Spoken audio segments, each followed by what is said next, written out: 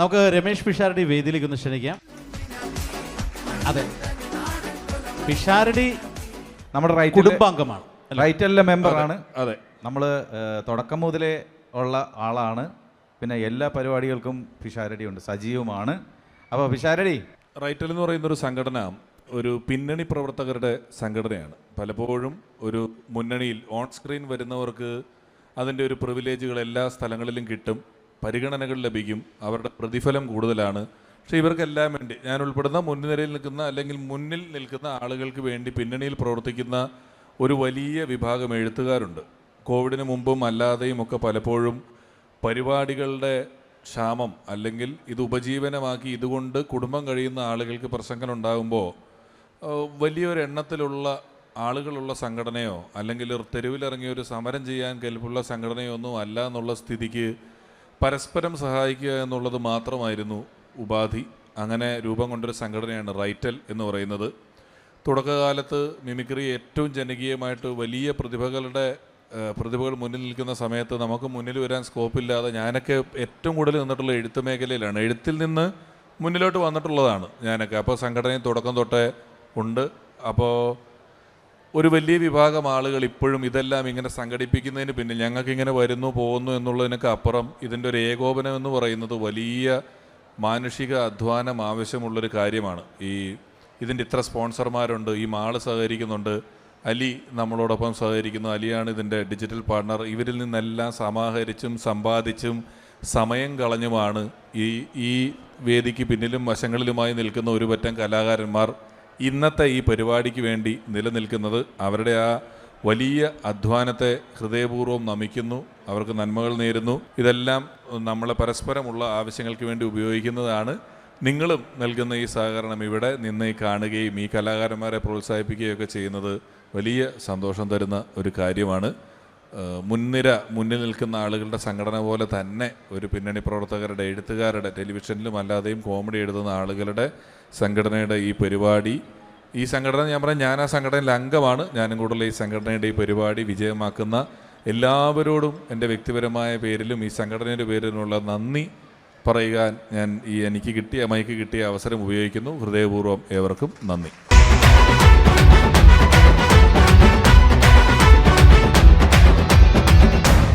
അടുത്ത team comedy crash. Welcome comedy crash. നമസ്കാരം, ഞാൻ ജോൺ പിട്ടാസ്. ഇന്ന് മാതൃദിനമാണ്. ഈ ദിനത്തിൽ ഇതാ ഒരാഘോഷരാവും.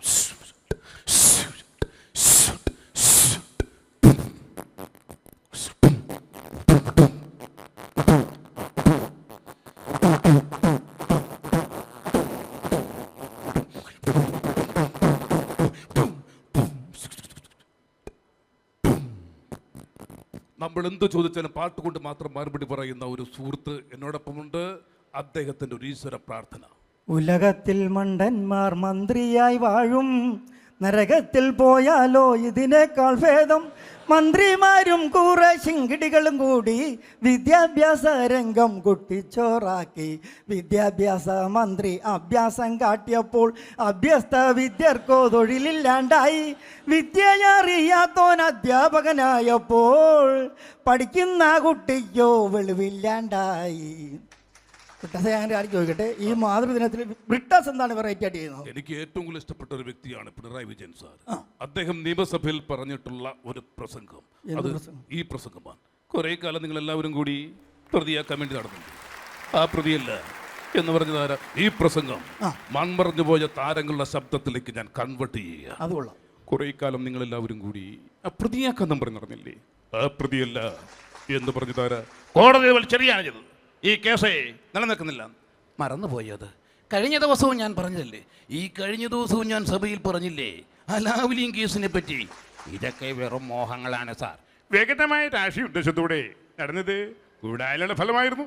അത് നിന്നല്ല സാറേ, നിന്ന് ഉറപ്പ്. എന്തുകൊണ്ടോ അത് ഈ കൈകൊണ്ട് ശുദ്ധമാണെന്ന് പറയുന്നത് ശുദ്ധമായത് കൊണ്ടാ. എന്നമ്മോ വെറുതെ പറയുന്നതല്ല, അതിങ്ങനെ തലയുർത്തി തന്നെ പിടിച്ച് പറയേണ്ടി വരും. അത് പറയാനുള്ള കരുത്ത് ഈ നെഞ്ചിനുണ്ട്. അത് മനസ്സിലാക്കണം എന്നുണ്ടെങ്കിൽ ഇനി ഒരു 100 ജന്മം കൂടി ജനിക്കണം. നീ നായായിട്ടും നരിയായിട്ടും പിന്നെ നരനായിട്ടും. പ്രിയപ്പെട്ടവരെ, ഈ ഒരു നല്ലൊരു ദിവസം നിങ്ങൾ എല്ലാവരും ഞങ്ങൾ സ്മരിച്ചല്ലോ. ഇതാ ഈ ക്യാപ്റ്റന്റെ വക ഒരു ബിഗ് സല്യൂട്ട്. താങ്കളുടെ മകൻ അദ്ദേഹം എന്താണ് ചെയ്യുന്നത്? കൊല്ലത്തുള്ളൊരു അയ്യപ്പൻകാവില് ജോലി. എന്ത് ജോലി? അവന് ഈ 100 പാലും കൊടുക്കുന്ന പരിപാടിയാണ്. ഇതിനൊക്കെ വല്ല രക്ഷപ്പാടുണ്ടോ? അവൻ ആയ കൊണ്ട് പിടിച്ച് നിൽക്കുക. എങ്ങനെ? 100 അടിച്ചു മാറ്റിയിട്ട് പാല് മാത്രമേ കൊടുക്കത്തുള്ളൂ. ഓ അങ്ങനെ. അപ്പൊ ഞാനൊന്ന് ചോദിക്കട്ടെ, താങ്കൾ എന്നെ നോക്കി കാണുമ്പോൾ താങ്കൾക്ക് ഏറ്റവും കൂടുതൽ ഇഷ്ടം എന്താണ്? പേന, ബ്രിട്ടാസിന്റെ കയ്യിലിരിക്കണ പേന, അത് കൊള്ളാം. ഇങ്കില്ലാതെ ചുമ്മാതിരിക്കണ റെയ്നോൾഡോ പേന, തരങ്ങളെ കുത്തി നോവിക്കുന്ന 10 രൂപയുടെ പേന.